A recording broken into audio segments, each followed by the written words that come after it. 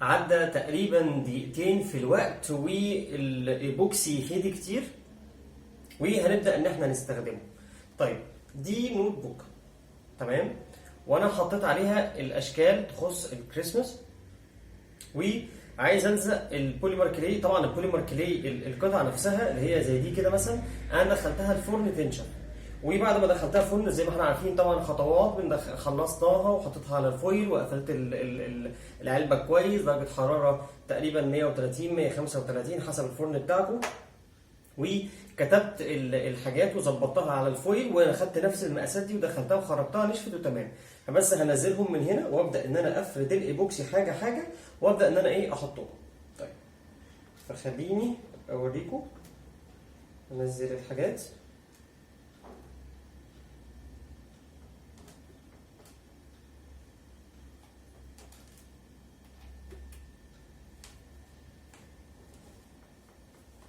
اهو، فهبدا ان انا اخد بالفرشه كده، اوكي،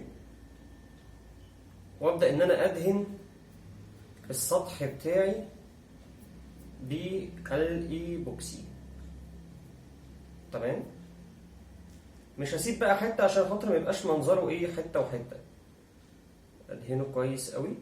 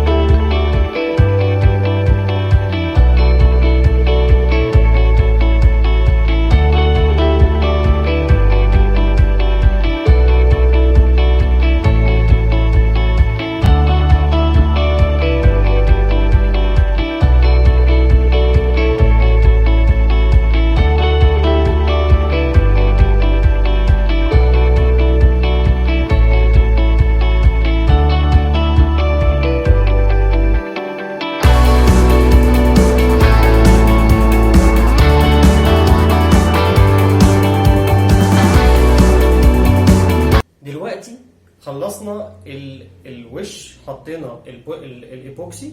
بعد ما حطينا الايبوكسي حطينا الايتمز اللي احنا عاملينها بالبوليمر كلاي ولزقناها على النوت بوك دي. حلو كده؟ اوكي. طيب كده وشها مش ملزوق كده، هي ظهرها ملزوق بس، لان الحاجه بتاخد 24 ساعه تنشف في الارض، بعد كده 24 ساعه ندهن على الوش. اوكي. طيب ده بطرمان، اوكي، وده مش هدخله الفرن، ده يعتبر زينه، فبما انه زينه فعادي جدا ان انا اخد من الايبوكسي واخد بقى، عارفه، اخد يعني لحسات كده صغنطوطه خالص على الحاجه، ما كترش عشان يبان التفاصيل اللي انا عاملها، تمام.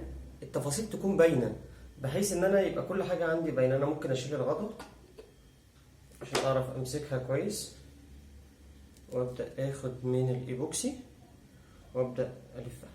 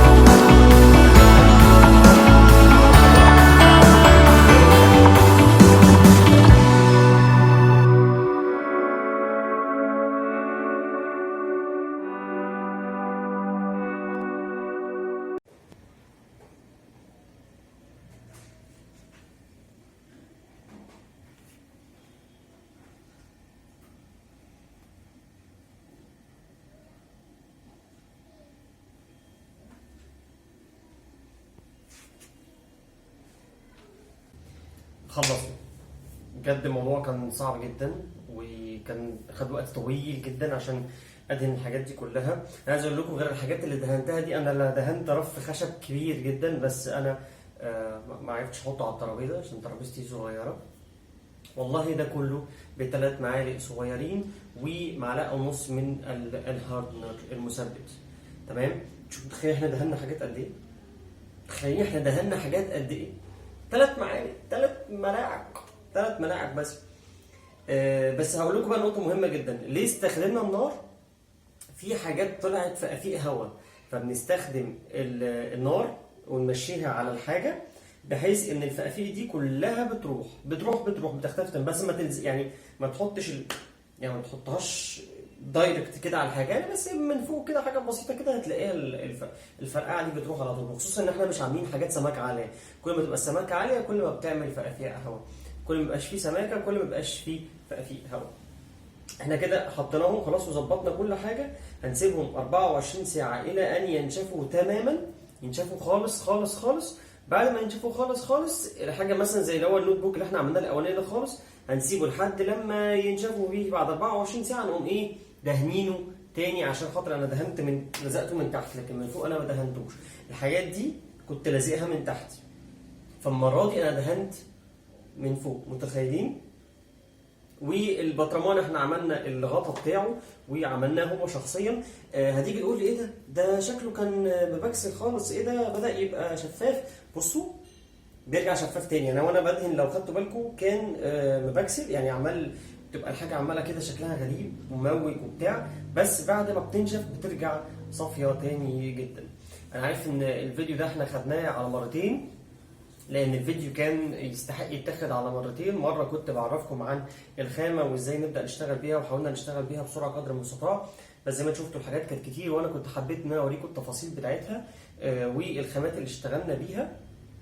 فزي ما وريتكم الخامه بالنسبه لي انا رخيصه جدا، وخصوصا ان انا بتطلع برودكتس كتير جدا وبتطلع فينش محترم، وده اللي انا محتاجه في الشغل عندي، وبتطلع كل حاجه.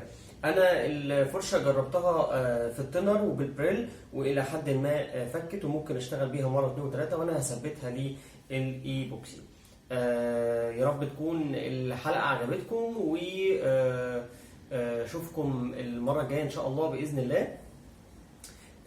ودايما هستخدم الحاجات دي قدامكم عشان تشوفوها بعد ما الايبوكسي اتحط عليها، والفينش بتاعها شكله عامل ازاي وممكن نعمل بيها ايه. بجد انا تعبت جدا المره دي، واتمنى تكون الحلقه عجبتكم، واشوفكم المره الجايه. السلام عليكم.